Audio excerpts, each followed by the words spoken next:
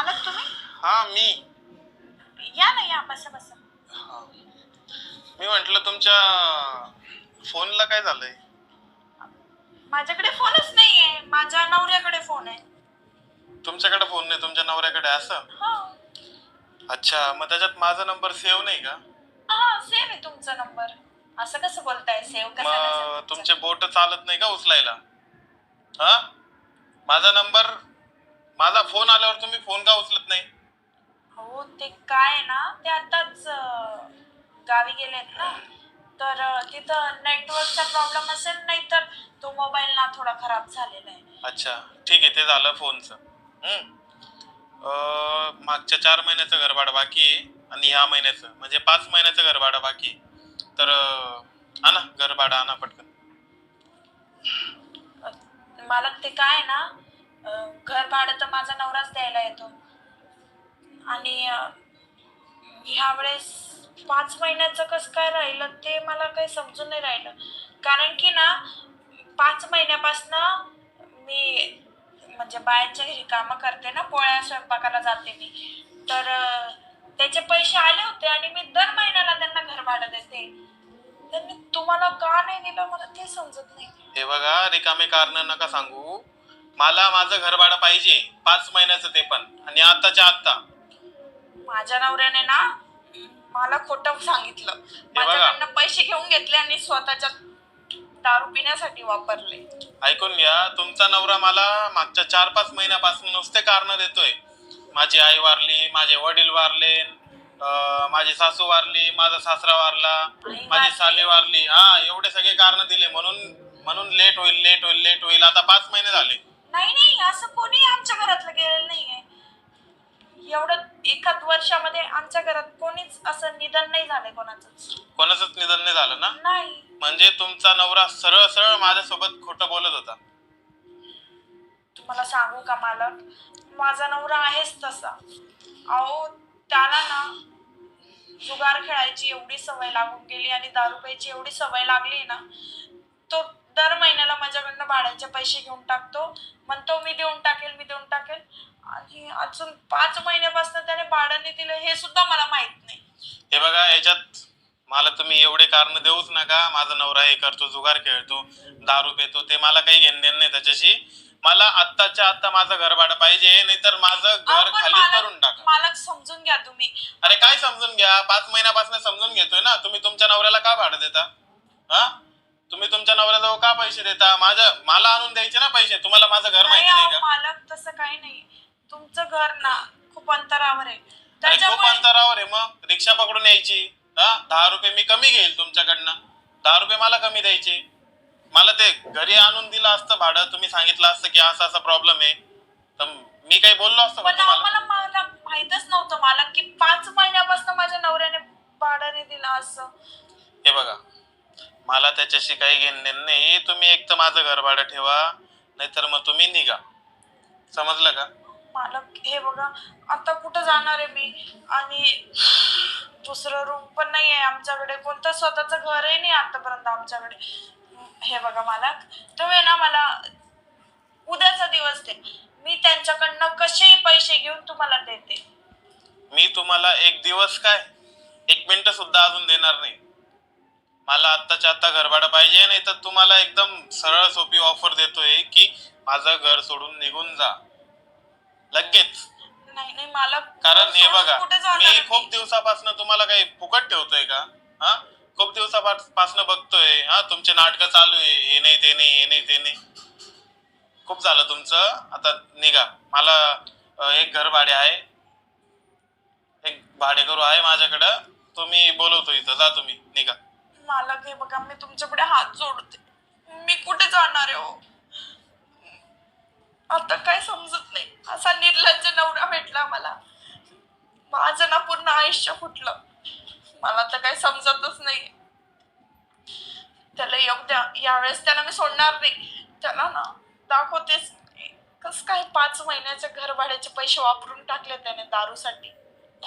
हे बघा, तसं तुमच्याकडे अजून एक ऑप्शन आहे. मी तुम्हाला एक ऑप्शन देऊ शकतो. काय ऑप्शन मालक?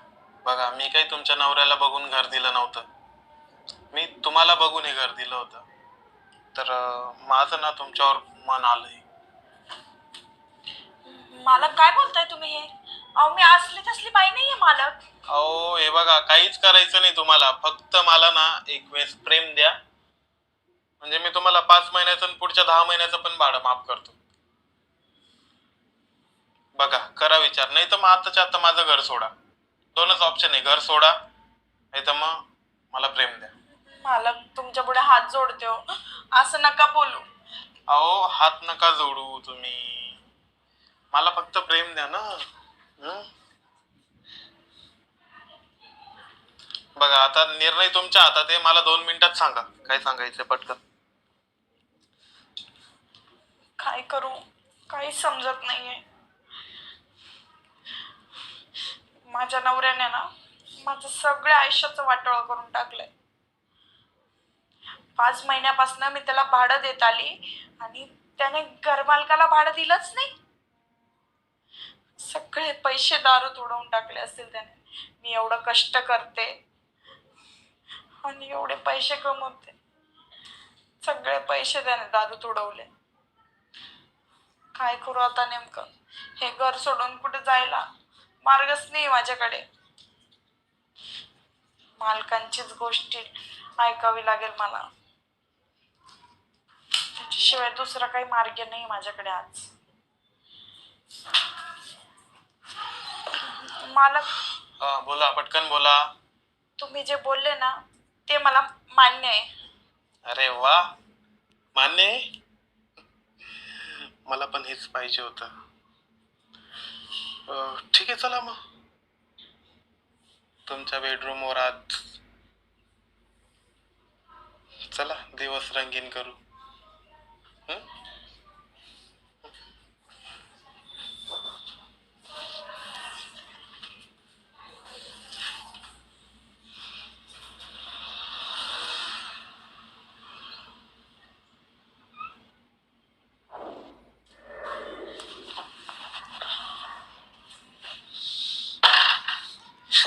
आज ना नात गोळा नात गोळा नात गोळा जगावला तेरे बिना रुचा वजरीच्या वजरोच्या बघ तुझा नवरा माझे रुच कुठ असंच करतो हा, माहिती का? दिवसभर दारू पितो आणि असा रात्री येऊन पडतो. काय तुला सुख देणार आहे तो? मी जे केलं ना मी ते बरोबरच केलं. रुचा याला याच सुधरत नाही. रुचा याला घर कसं सापडतं काय माहिती. रुचा संध्याकाळी बरं मात्र घरीच येतो. रुचा राईट. रुचा हे बघ, मला पाणी दे ग मला. त्याला तसं पण काही कळत नाही. रुचा आता मला रोज मी येत जेवण जाईल, करायचंय मला प्रेम देत जाईल, आणि तुला मी 1 मला रुपयाची कमी जेवण पडू देणार. करायचंय. हं? मला ठीक आहे, बघ आता जेवण तुझ्या नवऱ्याचं करायचं. काय, जातो मी. मला जेवण करायचं. तुझं नवऱ्यावर ध्यान नाही राहिलं आता. रुचा तुझं जेवण करायचं. तुझं नवऱ्यावर ध्यान नाही राहिलं. धपाटे खाता का धपाटे? मी आज आहे ना मी लॉटरी मधले पैसे जिंकलो आज. आणि कुठे गेले ते पैसे? तुला आता हे माहिती फोन घे तर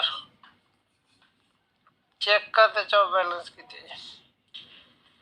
लय पैसे जिंकलो आज. सगळं कर्ज फेडून टाक. 50,000 रुपये हारले या माणसाने आज. अगं बावळे जिंकले मी. अहो जिंकले नाही तुम्ही, हारले हारले. अगं आणि मी तुमच्यासोबत लग्न करून माझं पूर्ण आयुष्य हारले. अगं बाई कुठे तो मी जिंकलो पैसे, मी हारलो नाही. तू लोकांचे पैसे देऊन टाक, सगळे पैसे देऊन टाक. कोणाचे पैसे 5 पैसे नको ठेवू कोणाचे. देऊन टाक पैसे. मला जेवायला वाढ म्हणा. रुचा रुचा